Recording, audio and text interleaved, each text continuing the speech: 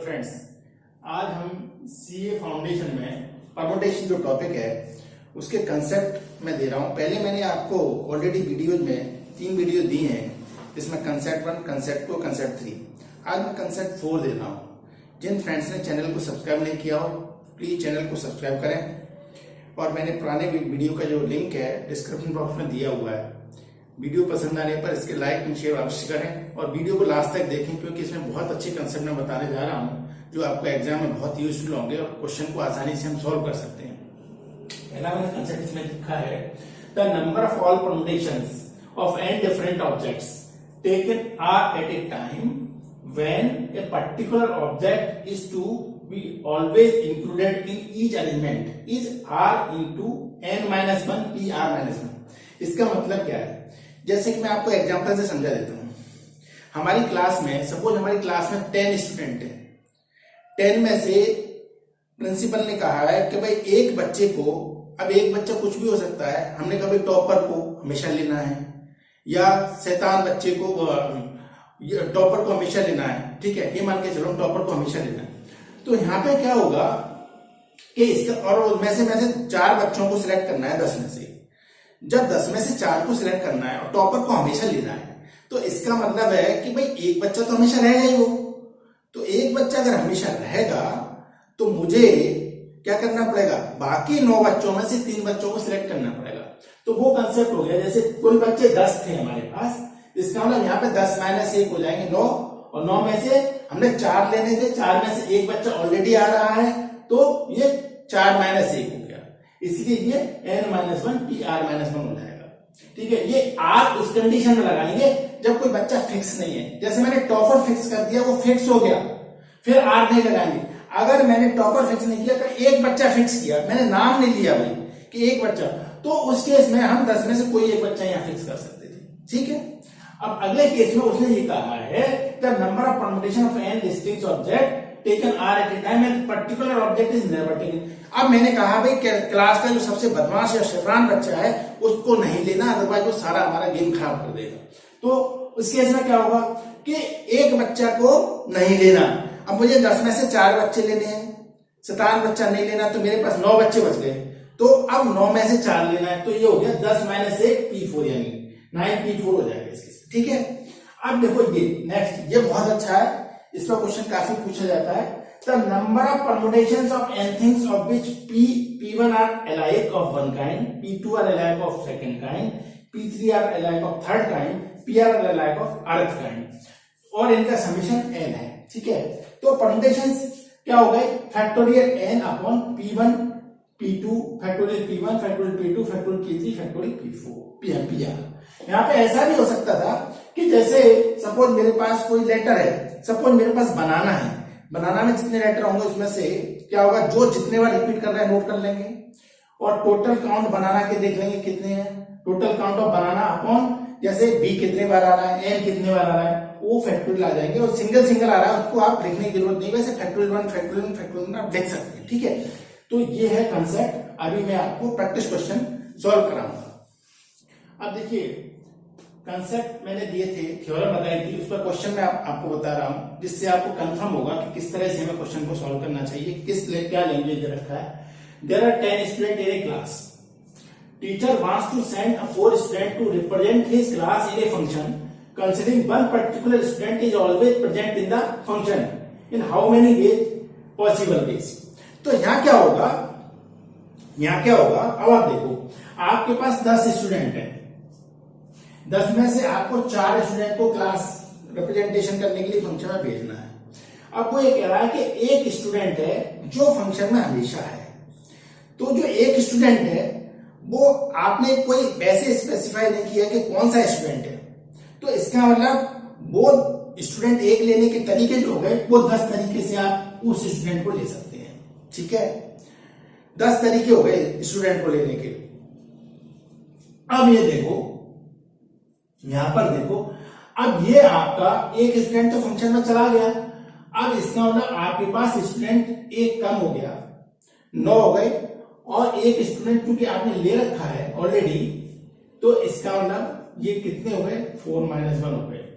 ये तरीके हो गए हमें 10 में से कोई एक स्टूडेंट लेना है, ठीक है, और 4 और ये अपना, अब यहां देखो 10 नहीं 4 में से लेना पड़ेगा।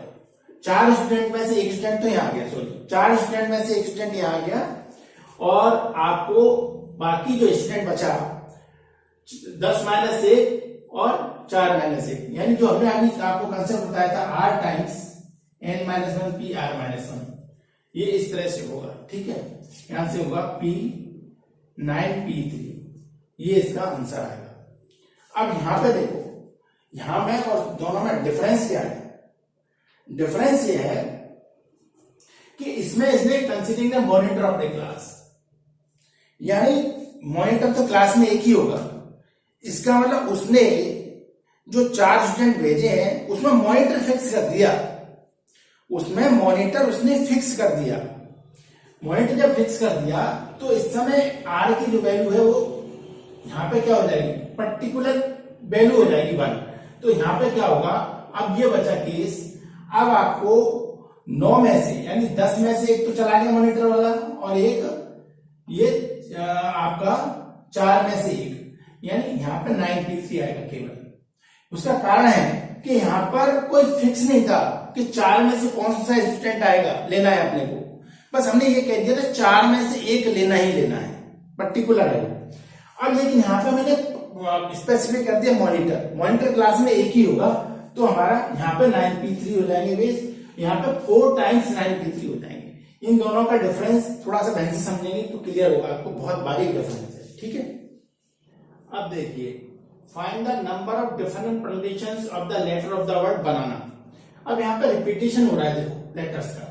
अब यहाँ पे देखो ए कितने बार आ रहा है, ए 3 टाइम्स आ रहा है, एन 2 टाइम्स आ रहा है, और जो कुल लेटर है वो 1 2 3 4 5 6 लेटर्स है। तो यहाँ पे इसका मतलब जो एन है ना हमारा स्मॉल एन, वो 6 है काउंटिंग में, ठीक है। तो मैंने आपको कंसेप्ट बताया था, जब इस तरह का हो परमुटेशन निकालनी हो तो अपना टोटल जो लेटर्स होते हैं वो अपॉन जो नंबर जितने बार रिपीट हो, जैसे P1 P2 ऐसे करके जितने भी होते हैं ये। अब यहाँ पे देखो, यहाँ पे n हो गया 6, क्योंकि 6 लेटर्स हैं, और जिसमें a कितनी बार आ रहा है 3 टाइम्स, तो ये 3 टाइम्स, और l कितने बार आ रहा है 2 टाइम्स, और बाकी क्या b बचा, b कितने बार आ रहा है 1 बार। मैं ऐसे लिखूंगा।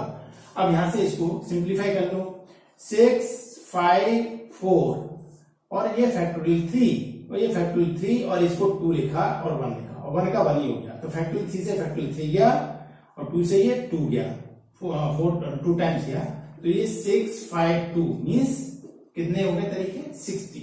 इस तरह से करना है इसको। अब नेक्स्ट है, how many different words can be formed by using letter the Allahabad. अब इलाहाबाद देखो, इलाहाबाद में ए कितने बार, 1 बार 2 बार 3 बार 4 बार। ए कितने बार आ रहा है, ए 4 बार आ रहा है। एल कितने बार आ रहा है, एल 2 बार आ रहा है। और क्या रिपीट हो रहा है कुछ, एच बी और डी एक एक बार आ रहा है, एच बी और डी एक एक बार आ गया। तो ये 9 हो गए, 6 3 9, ये 9 है, 1 2 3 4 5 6 7 8 9।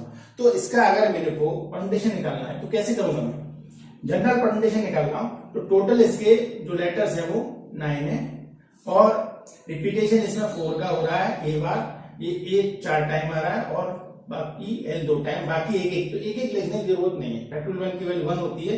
इसको मैं सिंप्लीफाई कर लेता हूं, 9 8 7 6 5 और फैक्टोरियल 4 पर रोक दूंगा क्योंकि नीचे फैक्टोरियल 4 है इंटू 2, तो 4 से 4 गया, 2 से ये 4 गया, इसका जो मल्टीप्लाई करेंगे तो देखो 9 इंटू 28 इंटू 30, इसको मल्टीप्लाई करने पर ये देखो 270 इंटू 280, कैलकुलेटर से करेंगे तो ये आ जाएगा 7560 आएगा, ठीक है। इस तरह से करना है। अब देखो क्वेश्चन कह रहा है कि इन how many base, in how many of them vowels occupy even places. अब यहां से आप देखो वॉवल कितने हैं इसमें, वॉवल क्या क्या वॉवल होते हैं, देखो ए ई आई ओ you, A E I O you, ये हमारे 5 हमारे पास वॉवल होते हैं, जिसमें वॉवल्स में से यहाँ पे केवल सिंगल वॉवल ए आ रहा है, और ये 4 टाइम आ रहा है, 4 टाइम्स ए आ रहा है। तो आप कैसे करोगे, अब देखो 9 लेटर्स हैं, अगर मैं यहाँ पे ये ऑड है, ये इवन है, ये ऑड है, ये इवन है, ये ऑड है, ये इवन है, ये ऑड है, ये इवन है, ये ऑड है, ये इवन है। तो हमारा 1 2 3 4, अब देखो 1 2 3 4 5 6 7 8 9 आ गए। 9 में से इसका मतलब है कि इवन प्लेसेस 4 हैं और ऑड प्लेसेस 5 है। तो इवन प्लेसेस यहां से देखिए, इवन प्लेसेस 4 है और वॉवल्स भी 4 है। तो मैं फैक्टोरियल 4 तरीके से करूंगा अरेंज। बाकी जो बच गए कंसोनेंट, बाकी बच गए कंसोनेंट, तो कंसोनेंट मेरे कितने बच गए? 5 बच गए। तो मैं फैक्टोरियल 5 तरीके से करूंगा। अब लेकिन वॉवल्स कितने बार रिपीट हो रहा है? 4 बार, मतलब इस ए आ रहा है, और इसमें फैक्टोरियल 5 में जो कंसोनेंट इसमें एल 2 बार आ रहा है। तो ये कैंसिल हो गए। तो बचा क्या? 5 4 3 2 अपॉन 2, ये आ गया। कुल मिला के क्या आ गया? ये आ गया हमारा वैल्यूज का। ठीक है, क्योंकि 4 बार रिपीट 4 बार आ रहा है, मैं फैक्टोरियल 4 तरीके से अरेंज करूंगा। 4 प्लेसेस है और 4 चूंकि रिपीट हो रहा है, बाकी 5 फैक्टोरियल बचे कंसोनेंट के, उसमें से 2 बार रिपीट हो रहा है, तो इसकी वैल्यू आ गई। अब देखो इसका थर्ड पार्ट, देखो नेक्स्ट पार्ट, देखो ये तो इवन प्लेसेस वाला पार्ट आ गया। ठीक, अब अगला पार्ट देखो, 4 5 20 60 है भाई, 60। अब देखो नेक्स्ट में कह रहा है in how many ways of them both L do not come together. तो हम क्या करेंगे ऐसे केस में? हमेशा जब कम टुगेदर का केस आता है, नेवर कम टुगेदर का केस आता है, तो हम कम टुगेदर का केस निकालते हैं। अब हम क्या करने वाले हैं कि हमने कहा कि एल एक साथ आए, अगर मैं एल को, दोनों एल को 1 बना दूं तो मेरे लेटर्स सब बचेंगे 8। तो मैं यहाँ पे फैक्टोरियल 8 लिखूंगा, फैक्टोरियल 8 लिखूंगा। और इसमें रिपीट हो रहा है, ये 4 बार आ रहा है, तो मैंने फैक्टोरियल 4 लिखा। अब यहां पे क्या हुआ? एल को मैंने प्रमोट किया, एल एक बंच लिखा, 2 बार आएगा और ये भी 2 बार आएगा, तो ये कैंसिल हो गया। तो इसकी कैलकुलेशन करूंगा तो ये कितना आ जाएगा? 8 7 6 5 अपॉन फैक्टोरियल 4 से फैक्टोरियल 4 कट गया, ये कितना आ गया? 56, और ये क्या आ गया? 30। ठीक है, तो ये आ जाएगा 0, ये 1680 आ गया। अब हमारा आंसर क्या रहा कि हमारा हाउ मैनी, अब मैंने ये जो बेस निकाले हैं, ये बेस निकाले जब एल एक साथ आए हैं, तो हमारा जब एल एक साथ नहीं आएगा तो क्या होगा? तो हम जनरल परम्यूटेशन में से इसमें से ये वाली सब्ट्रैक्ट कर देंगे, तो हमारा केस आ जाएगा बोथ एंड डू नॉट अगर कम टुगेदर। ये कम टुगेदर का केस है जब एल दोनों एक साथ आ रहे हैं। तो हमारा फाइनल जो आंसर आएगा वो आएगा अपना 7560 में से वो वाले केस सब्ट्रैक्ट कर देंगे जिसमें एल जो के साथ साथ आ रहा है। तो हमारा फाइनल केस आ जाएगा जब एल साथ साथ नहीं आए। तो इसमें से सब्ट्रैक्ट कर लो आप, 8 यहां आ गए और यहां रह गए कितने? 4 8 और ये 5। ये अपना टोटल पॉसिबल बेस है। देखिए अब सर्कुलर परम्यूटेशन में क्या करेंगे? The number of circular permutation of distinct object is factorial n-1। क्यों होता है मैं आपको बता देता हूं। n-1 क्यों लेते हैं हम? देखो यहां पे देखिए, मैंने यहां पे कुछ लोगों को बिठाया। अब होगा क्या कि हम जो पोजीशन देखते हैं ना किसी की भी, किसी पर्टिकुलर चीज की, हमने एक चीज को फिक्स कर दिया, सपोज ये फिक्स कर दिया, तो बाकी की पोजीशन इससे देखी जाएगी। तो हमेशा सर्कुलर परम्यूटेशन में क्या होता है? एक नंबर कम हो जाता है। तो हमारे पास अगर n ऑब्जेक्ट थे तो अरेंजमेंट के जो बेस होंगे वो हो जाएंगे n-1 फैक्टोरियल। ये कम हो जाता है क्योंकि हम उसको फिक्स करके उसके रेस्पेक्ट में पोजीशन देखते हैं। अब दूसरा केस है in anti clockwise and clockwise direct order of the arrangement are not distinct. देखो ये clockwise anti clockwise arrangement distinct नहीं है। जैसे मैं आपको एग्जांपल दे दूं, जैसे आपके पास मोतियों की माला है, तो मोती की माला में क्या होता है कि मोती सारे एक जैसे होते हैं। तो हम इधर से देखेंगे तब भी मोती वैसा ही लगेगा, इधर से देखेंगे तब भी मोती वैसे ही लगेगा। तो ऐसी सिचुएशन में, या फ्लावर्स की माला है तो फ्लावर्स में भी डिस्टिंग्विश आप नहीं कर सकते। ठीक है, तो ऐसे केस में हम क्या करते हैं कि नंबर ऑफ परम्यूटेशन जो है उसके जो अरेंजमेंट सर्कुलर होता है उसका हाफ हो जाता है। क्लॉकवाइज एंटी क्लॉकवाइज चूंकि सिमिलर होते हैं इसलिए आधा हो जाता है। ठीक, ये जनरल आपको तरीका मैंने समझाया। अब मैंने क्वेश्चन दिया इन how many ways can 5 persons be seated around a circular table? तो देखो सर्कुलर टेबल में हमेशा भी जितने आपको बंदे दे रखे होते हैं उससे कम आपको अरेंजमेंट करना पड़ेगा। कारण यह है कि मैंने आपको बताया कि सर्कुलर टेबल में एक यहाँ पे एक पोजीशन फिक्स करके हम बाकी की पोजीशन इसके रेस्पेक्ट में चेक करते हैं। तो हमेशा इसमें क्या हो जाएगा, 5 लोग दे रखे हैं तो टोटल पॉसिबल बेज या अरेंजमेंट कितने हो गए, फैक्टोरियल 5 - 1 मीन्स फैक्टोरियल 24, फैक्टोरियल 4 जिसकी वैल्यू होगी 24, ये हो गया। अब सेकंड केस कह रहा है in how many ways this arrangement will particular persons be next to each other. अब ये कह रहा है कि हमारे पास 5 आदमी हैं, 5 में से 2 कह रहे हैं कि भाई हम तो एक साथ बैठेंगे। एक साथ जब बैठेंगे तो मैंने उनको एक बंच बना दिया, यानी कंबाइंड कर दिया, तो ये कंबाइंड है। अब मेरे पास कितने लोग और बचे, 3 और लोग बच गए, तो कुल मिला के मेरे पास बैठाने के लिए कितने आदमी हो गए, 4 हो गए। तो मैं 5 सेकंड में 4 लोगों को एक तरह से अरेंज करना है राउंड टेबल में, तो मैं कितने तरीके से करूंगा, फैक्टोरियल 3 तरीके से करूंगा क्योंकि n-1 होता है। अच्छा, अब जो 2 पर्टिकुलर बंदे मैंने आपस में लिए हैं, ठीक है, सपोज राम श्याम ने लिए, तो राम इधर श्याम इधर, ऐसा भी हो सकता है कि श्याम इधर राम इधर, तो ऐसी सिचुएशन में इनके जो अरेंजमेंट हो गए वो 2 और हो गए, तो ये कितने हो गए 6 × 2, तो कुल पॉसिबल अरेंजमेंट कितने हो जाएंगे उसके इसमें 12 हो जाएंगे। अब देखिए मैंने कुछ क्वेश्चन लिखे हुए हैं। A round table conference is to be held between 20 delegates of 2 countries. In how many ways can they be seated if 2 particular delegates are? First case है ऑलवेज टुगेदर, सेकंड केस है never together. तो देखो जब भी इस तरह की situation आती है ऑलवेज और नेवर वाली सिचुएशन आती है, तो हमारा कंसेप्ट होता है कि जनरल जो परम्यूटेशन में से ऑलवेज अगर टुगेदर वाले केस अगर सेपरेट कर दें तो नेवर टुगेदर वाली कंडीशन हमेशा आती है। अब जैसे मैंने कहा 20 डेलीगेट्स हैं राउंड टेबल में, जैसा कि मैंने आपको समझाया था, राउंड टेबल में एक की पोजीशन फिक्स कर लेते हैं, तो टोटल जो बेज हो गए जनरल बेज कितने हो गए, general ways to sit in round table तो कितने हो गए 20 - 1, नहीं फैक्टोरियल 19 तरीके से हम 20 डेलीगेट्स को राउंड टेबल में बिठा सकते हैं, ये अनकंडीशनल है। अब ये कह रहा है ऑलवेज, अब ये कह रहा है in how many ways can they be seated if 2 particular delegates are always, अगर 2 लोग एक साथ बिठाएं, वही वाली ये बात आ गई मैंने पहले समझाया था। देखो हमारे पास 2 को एक साथ चिपका दें उनको, हमारे पास 18 और बच गए, तो कुल मिला के कितने डेलीगेट्स हो गए मेरे पास 19। तो जो फर्स्ट पार्ट है उसमें क्या हो गया 19 लोग हो गए। भाई जैसे ये 2 लोगों को मैंने यहाँ पे मिला लिया, ये तो एक साथ बैठ गए, अब आपके पास 18 बच गए, तो इसको अगर एक साथ माने तो कुल पॉसिबल जो है सिटिंग इस समय 19 है, तो 19 को राउंड टेबल पर फैक्टोरियल 18 तरीके से हम बैठा सकते हैं। अच्छा, 2 जो पर्टिकुलर बंदे हैं ये जो पर्टिकुलर है ये आपस में पोजीशन चेंज कर सकते हैं, ठीक है, ये ऐसे बैठाओ या इंटरचेंज कर दो, तो फैक्टोरियल 2 तरीके इस बात के हो गए। तो ये हो गए आपके कि 2 पर्टिकुलर बंदों को ऑलवेज अकर टुगेदर वाला केस, और सेकंड केस है नेवर अकर टुगेदर। तो नेवर अकर टुगेदर में हमेशा क्या करते हैं, नेवर अकर together,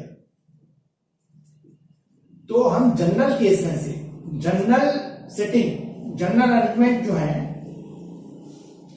general arrangement minus occurs always occurs together, always occurs together, ये वाले जो अरेंजमेंट है इनको सब्ट्रैक्ट कर देते हैं, तो नेवर अकर टुगेदर आता है, तो factorial 19 minus factorial 18 into factorial 2, तो इसको शिफ्टिंग करेंगे तो 19 into factorial 18 minus factorial 18 into 2, तो फैक्टोरियल 18 कॉमन, तो 19 माइनस 2 इंटू फैक्टोरियल 18, तो फाइनल आंसर हो जाएगा 17 इंटू फैक्टोरियल 18, ये हो जाएगा फाइनल आंसर। ठीक, ये पहले पार्ट का आंसर है, ये सेकंड पार्ट का आंसर है। अब देखिए सेकंड क्वेश्चन, बहुत अच्छा है ये। Next question, if the letter of the word, अब इनको डिक्शनरी में अरेंज करना है, लेटर्स को डिक्शनरी में अरेंज करना सिखा देता हूं। तो देखो अल्फाबेट आप जानते हैं ABCD वाला, तो सबसे पहले इसमें क्या आएगा, E आएगा। डिक्शनरी में इनमें से सबसे पहले क्या आएगा, पढ़ो ABCD E F G H। IJKLMNOPQR और ये T। 1 2 3 4 5 6 पॉसिबिलिटी है। 1 2 3 4 5 है। डिक्शनरी में कैसे एडमिट करते हैं देखो। अब जैसे मैं डिक्शनरी में ई से स्टार्ट वाले ले तो होगा क्या कि हमारे ई से स्टार्ट होने वाले कितने लेटर है? 1 2 3 4 5 है। तो मैं इनको ई से स्टार्ट होने वाले जो लेटर्स होंगे फैक्टोरियल 5 हो जाएंगे। फैक्टोरियल 5 का मतलब होंगे 120। ऐसे एच से स्टार्ट होने वाले फैक्टोरियल 5 हो जाएंगे, इसकी वैल्यू 120। ऐसे ही अब यहां पे देखो, अब चूंकि मैं मदर में एम आ रहा है तो मैं अपनी गाड़ी को यहां रोकना पड़ेगा मुझे। अब यहां रोकना पड़ेगा तो अब यहां क्या करूंगा? एम। अब देखो एम तो मैंने लेना है। अब सेकंड प्लेस पर कहां से स्टार्ट करूं? फिर अल्फाबेट स्टार्ट करूंगा, ई आएगा, एम ई आएगा। तो एम ई। अब मेरे पास 2 तो हो गए। अब बचे कितने? फैक्टोरियल 4 बच गए। 4 लेटर बच गए। मैं फैक्टोरियल 4 तरीके से अरेंज करेंगे। दूसरा हो गया एम एच। क्या हो गया? M H. इनको कितने तरीके से अरेंज करूंगा? फैक्टोरियल 4 तरीके से इनको करूंगा। तो ये कितने हो गए? 24 यहां आ गए और 24 यहां आ गए। ठीक है। अब देखो एम। अब देखो एम तो है ही। अब देखो इसके बाद आएगा एम के बाद ओ। तो एम ओ मुझे चाहिए, तो एम ओ। अब हम थर्ड प्लेस से फिर अरेंज शुरू करेंगे। M O E factorial 3, M O H factorial 3, M O, अब एम ओ आर ये भी फैक्टोरियल 3। अब एम ओ टी। अब एम ओ टी में तो मदर आ ही रहा है। अब देखो फिर करेंगे एम ओ टी। अब ई, पहले क्या आएगा? ई आएगा। तो ई एच आर और दूसरा एम ओ टी ई, नहीं, M O T E H R, M O T. अब यहां पे देखो एच ई आर, इसमें तो आ ही रहा है। तो यहां पे क्या होगा?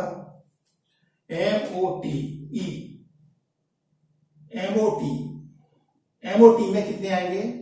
2 फैक्टोरियल। और इसमें ये तो पर्टिकुलर मदर आई है। तो ये कितना हो गया?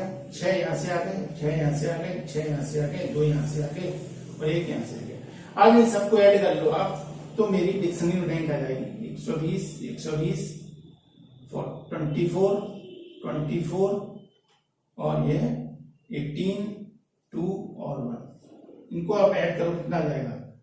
4 4 8 16 19 और हो जाएगा 3 6 3 2 5 5 2 7 बस 309।